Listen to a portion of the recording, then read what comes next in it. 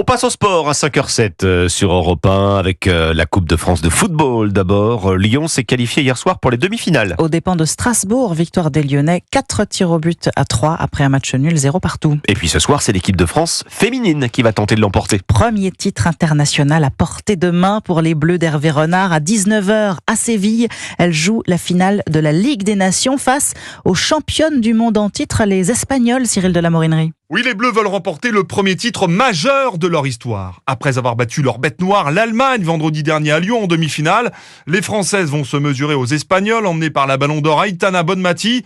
La Rora, inarrêtable depuis sa victoire en Coupe du Monde, jouera devant son public. Mais le sélectionneur des Bleus, Hervé Renard, croit à un exploit. C'est un énorme challenge à relever, mais on préfère avoir à relever ce challenge plutôt que regarder le match devant son téléviseur. Il faut affronter l'adversaire, le respecter, mais avoir une envie folle de le battre. Et un succès permettrait aux Françaises de gagner en confiance à l'approche du grand rendez-vous olympique, ajoute Reynald Pedros, ancien entraîneur de l'équipe féminine de Lyon. Si on bat l'Espagne, ça veut dire qu'on est capable de rivaliser avec la meilleure équipe du monde.